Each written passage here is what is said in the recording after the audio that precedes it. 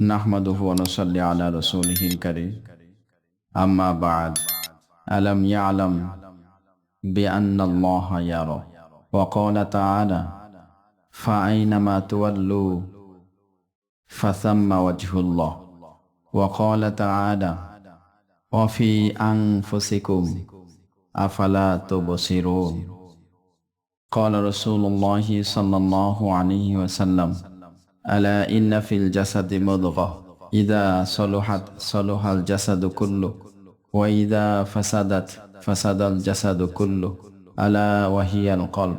আলহামদুলিল্লাহ, আল্লাহ জাল্লা শানুহুর দরবারে শুকরিয়া আদায় করি। আল্লাহ তাআলা আমাদেরকে জিকিরের মজমায় শামিল হওয়ার জন্য তৌফিক দান করেছেন। আলহামদুলিল্লাহ। আলাম ইয়ালাম বিআন্নাল্লাহা ইয়ারা। আলাম ইয়ালাম, সে কি জানে না বিআন্নাল্লাহা ইয়ারা, যে আল্লাহ তাআলা তাকে দেখেন। আল্লাহ আল্লাহ। আল্লাহ তাআলা কালামে পাকে বলেন যে আমার বান্দা, আমার বান্দি, সে কি জানে না যে আমি তাকে দেখি। প্রশ্ন করেছেন আলাম ইয়ালাম বিআন্নাল্লাহা ইয়ারা, সে কি জানে না বিআন্নাল্লাহা, নিশ্চয় আল্লাহ তাআলা ইয়ারা, তাকে দেখেন। আল্লাহ আল্লাহ। যখন কোনো বান্দা এই আয়াতের খেয়াল দিলের মধ্যে, কলবের মধ্যে জায়গা দিবে যে আল্লাহ সুবহানাহু ওয়া তাআলা আমাকে দেখে, তখন সে কি আর কোনো গুনাহ করতে পারবে? সে কি কোনো নাফরমানি করতে পারবে? তার দ্বারা কি কোনো অন্যায় হওয়া সম্ভব? কোনো মালিক যদি শ্রমিকের সাথে থাকে, শ্রমিক কাজে ফাঁকি দেয় না। যদি কোনো মালিক শ্রমিকের সামনে থাকে, তাহলে সেই শ্রমিক কাজের মধ্যে কোনো গাফলতি করে না। ঠিক তদ্রূপ যদি কোনো বান্দা সে তার মালিককে মনে করে যে মালিক আমাকে দেখছেন, মালিক আমার সামনে আছেন, মালিক আমার পিছনে আছেন, মালিক আমার ডানে বামে উপরে নিচে সব দিকেই আমার মালিক আমাকে দেখছেন, তাহলে তার নামাজটা কত সুন্দর হবে, তাহলে তার রোজাটা কত সুন্দর হবে, তাহলে তার কোরআন শরীফ তেলাওয়াত কত সুন্দর হবে, তাহলে তার জিকির কত সুন্দর হবে। কোনো অবস্থাতেই সে বেফিকির হবে না, গাফিল হবে না। আলাম ইয়ালাম বিআন্নাল্লাহা ইয়ারা, এই আয়াতে শুরুতে ইস্তেফাম আছে, প্রশ্ন। সে কি জানে না বিআন্নাল্লাহা, আবার এখানে তাকিদ নিয়ে এসেছেন, নিশ্চয় আল্লাহ তাআলা ইয়ারা, তাকে দেখেন। আল্লাহ। আলাম ইয়ালাম বিআন্নাল্লাহা ইয়ারা, সে কি জানে না যে আল্লাহ তাআলা তাকে দেখে। যদি কোনো বান্দা এই আয়াতের মাকসাদের উপর আমল করে, সে খালিস আল্লাহর ওলি হয়ে যাবে।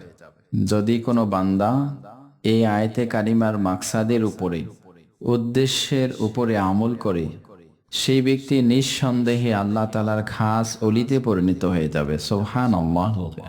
মাশায়েখে কেরাম ওনারা এই আয়াতের মোরাকাবা করান। মোরাকাবা করানোর সময় এখানে কোরআনে কারিমে গায়েবের সিগা ব্যবহার করা হয়েছে। ওনারা সেই গায়েবের সিগাকে হাজিরের সিগায় পরিণত করে এটাকে আরো বেশি কাছে টেনে নিয়ে মোরাকাবা করে। তখন বলেন আলাম তাআলাম বিআন্নাল্লাহা ইয়ারা, তুমি কি জানো না যে তোমাকে আল্লাহ তাআলা দেখছেন? তুমি কি জানো না যে তোমাকে আল্লাহ তাআলা দেখছেন? এই খেয়াল দিলের মধ্যে ধারণ করে তারপরে সে আমল শুরু করে। আল্লাহু আকবার। আর একটি আমল, ওয়া হুয়া মাআকুম আইনামা কুনতুম। বাবাজিরা, আমার কথা শুনতেছেন আপনারা? এটা কোনো গতানুগতিক মাহফিল নয়, সুর সারের ওয়াজ এখানে নেই। এখানে বাস্তবসম্মত কিছু, নিজের জন্য কিছু কথা বলা হয়। এই যে কথাগুলো বলছি, এগুলো আমার জন্য। আমি তো আল্লাহর একজন বান্দা, এই কথাগুলো তো আমার দরকার। আপনারাও আল্লাহর বান্দা, সেই হিসেবে আপনাদেরও দরকার। বক্তা বয়ান করবে নিজের জন্য, অন্যের জন্য নয়। সেই কথাগুলি অন্যদের জন্য দরকার হলে তারাও নিজেদেরকে ওই কথার মধ্যে অন্তর্ভুক্ত করে নেবে। আল্লাহু আকবার। ওয়া হুয়া মাআকুম আইনামা কুনতুম আল্লাহু বিমা তা'মালুনা বাসীর ওয়া হুয়া মাআকুম, তিনি তোমাদের সাথেই আছেন। আইনামা কুনতুম, তোমরা যেখানেই থাকো না কেন। আল্লাহু বিমা তা'মালুনা বাসীর, এবং আল্লাহ তাআলা তুমি যা কিছু করো সব কিছু দেখেন, সব কিছু জানেন। ওয়া হুয়া মাআকুম, তিনি তোমার সাথে আছেন, তুমি যেখানেই থাকো। যে বান্দা এই আয়াতের উপরে খেয়াল রাখে সে কিভাবে নাফরমানি করবে, তার দ্বারা কিভাবে গুনাহের কাজ হবে। সে আল্লাহ তাআলাকে সব সময় নিজের সাথেই মনে করে। এগুলি আমি আয়াত বলতেছিলাম, হাদিস নয়, কোনো ঘটনা বা গল্প বলি নেই। আয়াত, কোরআন শরীফের আয়াত। ওহুয়া মাআকুম, তিনি তোমাদের সাথেই আছেন। আইনামা কুনতুম, তোমরা যেখানেই থাকো। আল্লাহু বিমা তা'মালুনা বাসীর, এবং আল্লাহ তাআলা তোমাদের সকল কর্ম সম্পর্কে জানেন, দেখেন। আল্লাহু আকবার। ওয়া ফি আনফুসিকুম আফালা তুবসিরুনা, ফি আনফুসিকুম, তিনি তোমাদের সিনার মধ্যে আছেন। আল্লাহু আকবার। তিনি তোমাদের জীবনের সাথে আছেন। নফসুন মানে আত্মা, সিনা জীবন। ওয়া ফি আনফুসিকুম আফালা তুবসিরুনা, তিনি তোমাদের সিনার মধ্যে আছেন। আফালা তুবসিরুনা, তোমরা কি দেখো না। ওয়া ফি আনফুসিকুম, তিনি তোমাদের ভেতরে আছেন। আল্লাহ তোমাদের ভেতরে আছেন। আফালা তুবসিরুনা, তোমরা কি তাকে দেখো না, তিনি যে তোমাদের ভিতরেই আছেন। ফাইনামা তুওয়াল্লু, হে বান্দারা তোমরা যেদিকেই তাকাও, ফাসাম্মা ওয়াজহুল্লাহ, সেদিকেই আমার চেহারা দেখতে পাবে। সুবহানাল্লাহি ওয়া বিহামদিহি, সেদিকে আল্লাহকে দেখা যায়। যেদিকে তাকাবে সেদিকে আমাকে দেখবে। যেখানেই থাকবে সেখানে আমি তোমাদের সাথে আছি। ফাইনামা তুওয়াল্লু, তোমরা যেদিকেই চেহারা ফেরাবে, ফাসাম্মা ওয়াজহুল্লাহ, সুতরাং সেদিকে আমার চেহারাকে দেখতে পাবে। গাছের মধ্যে তাকাবে, আমি আল্লাহকে দেখতে পাবে। গাছের পাতায় তাকাবে, আমি আল্লাহকে দেখতে পাবে। পানিতে তাকাবে, আমি আল্লাহকে দেখতে পাবে। মাটির দিকে তাকাবে, আমি আল্লাহকে দেখতে পাবে। আসমানের দিকে তাকাবে, আমি আল্লাহকে দেখতে পাবে। তারকার দিকে তাকাবে, আমি আল্লাহকে দেখতে পাবে। সূর্যের দিকে তাকাবে, চন্দ্রের দিকে তাকাবে, আমি আল্লাহর কুদরতকে দেখতে পাবে। এই চন্দ্র যিনি বানিয়েছেন, চন্দ্রের দিকে তাকালে তার কথা মনে হয়। এই সূর্য যিনি বানিয়েছেন, এই সূর্য যার হুকুমে চলে, সূর্যের দিকে তাকালে তার কথা মনে হয়। এই মাটি যিনি সৃষ্টি করেছেন, মাটি যিনি বিছিয়ে রেখেছেন, মাটি যিনি কায়েম করে রেখেছেন, মাটির দিকে তাকালে মাটির মালিকের চেহারা দেখা যায়। বাতাসের দিকে খেয়াল করলেই এই বাতাস যিনি পরিচালনা করেন, এই বাতাস যিনি সৃষ্টি করেছেন, তার দিকে নজর পড়ে যায়। পানির দিকে তাকালে এই পানি যিনি সৃষ্টি করেছেন, এই পানি যিনি সুন্দর করেছেন, পানি যিনি আমাদের জন্য ব্যবস্থা করেছেন, সেই রবের কথা মনে পড়ে যায়। ফাইনামা তুওয়াল্লু ফাসাম্মা ওয়াজহুল্লাহ, যেদিকে তাকাই সেদিকে তোমাকেই দেখতে পাই। ওয়া ফি আনফুসিকুম আফালা তুবসিরুনা, আমি তো তোমাদের সিনাতেই আছি। আফালা তুবসিরুনা, তোমরা কি তা দেখো না। যারা সারাটি জীবন বাংলা, ইংরেজি, অঙ্ক, ইতিহাস, ভূগোল, সারাটি জীবন ব্যবসা বাণিজ্য, সারাটি জীবন ক্ষেত খামার, সারাটি জীবন দুনিয়াবি পেশায় যারা লিপ্ত ছিল, সে কিভাবে এই আয়াতের মর্ম বুঝবে। অফি আনফুসিকুম আফালা তুবসিরুনা, আমি তোমার সিনায় আছি, তুমি কি দেখতে পাও না। ওহুয়া মাআকুম, তিনি তোমার সাথেই আছেন। যেখানেই তুমি থাকো, তুমি যা কিছু করো তিনি তা কিছু দেখেন। তুমি যেখানেই তাকাও সেখানেই আল্লাহর চেহারা দেখা যায়।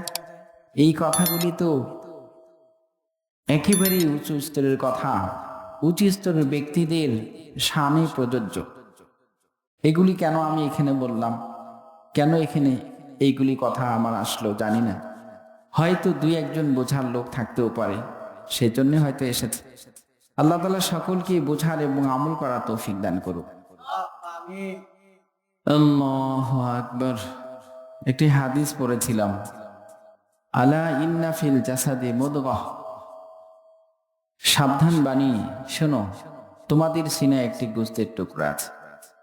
ইদা সলুহাত সলুহাল জাসাদু কুল্লু, যখন সেই গোশতের টুকরা সংশোধন হয়ে যাবে, গোটা দেহ সংশোধিত হবে, শুদ্ধ হবে। ওয়াইদা ফাসাদাত ফাসাদাল জাসাদু কুল্লু, আর যখন সেই গোশতের টুকরা নষ্ট হয়ে যাবে, ফাসাদাল জাসাদু কুল্লুহু, তার গোটা দেহটা সম্পূর্ণটাই ফাসাদ হবে, নষ্ট হয়ে যাবে। আলা ওয়াহিয়াল কলব, শোনো, সাবধান, শুনে রাখো, সেটাই হলো কলব। সেই কলব যে ব্যক্তির ঠিক হয়ে যায়, সেই ব্যক্তির হাত ঠিক হয়ে যায়। যে ব্যক্তির কলব ঠিক হয়ে যায়, সেই ব্যক্তির চোখের দেখা ঠিক হয়ে যায়। যে ব্যক্তির কলব ঠিক হয়ে যায়, সেই ব্যক্তির পায়ের গমন ঠিক হয়ে যায়। যে ব্যক্তির কলব ঠিক হয়ে যায়, সেই ব্যক্তির জীবনের কর্মকাণ্ড ঠিক হয়ে যায়। যে ব্যক্তির কলব ঠিক হয়ে যায়, সেই ব্যক্তির একাকী জীবন সুন্দর হয়। যে ব্যক্তির কলব ঠিক হয়ে যায়, তার পারিবারিক জীবন সুন্দর হয়। যে ব্যক্তির কলব ঠিক হয়, সেই ব্যক্তির সামাজিক জীবন ঠিক হয়ে যায়।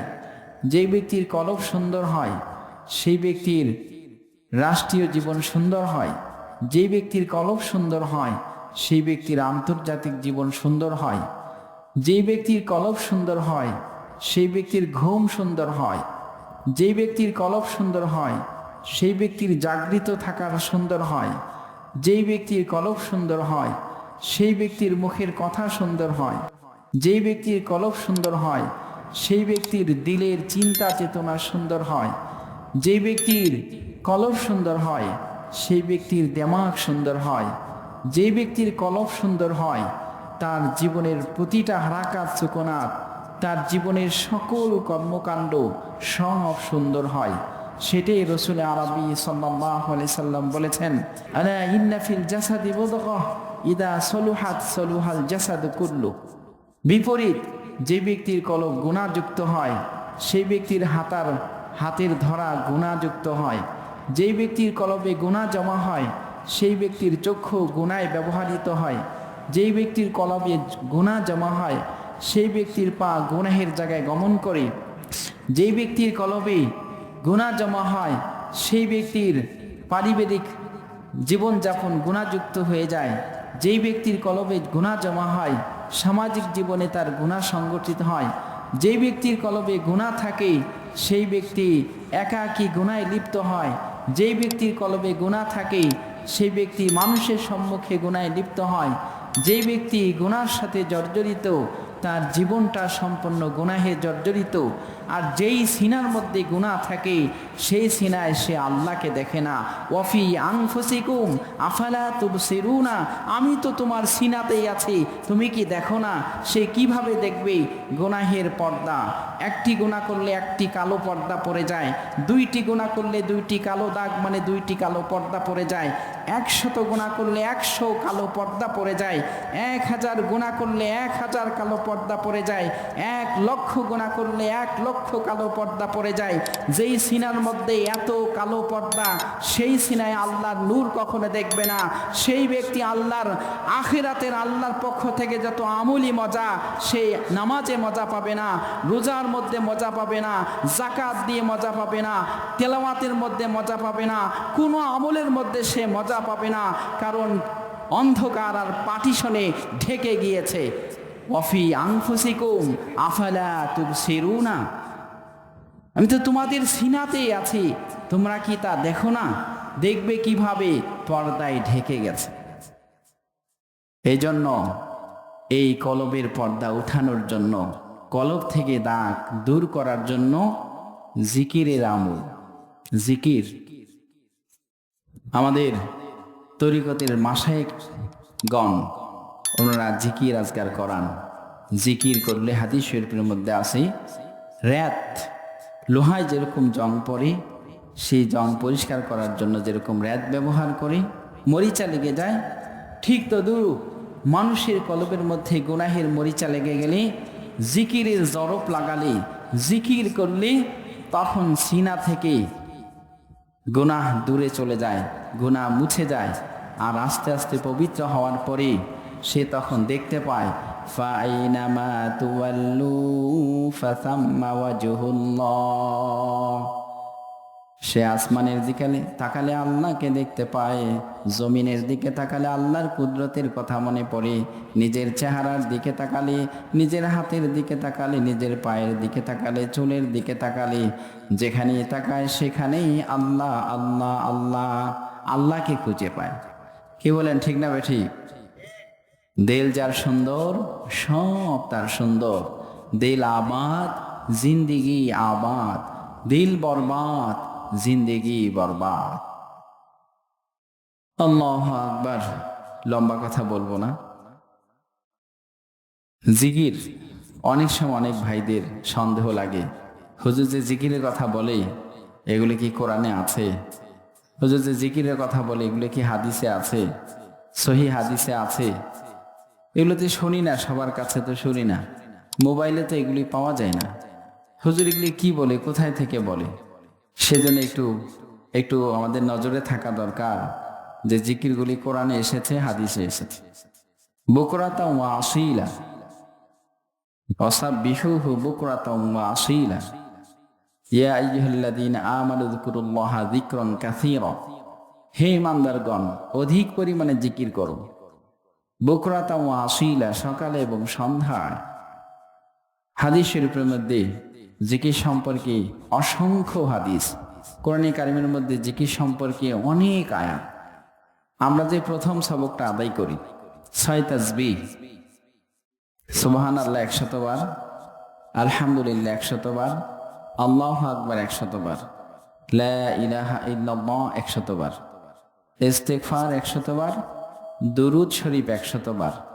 এই হলো 600 বারের জিকিরের আমল।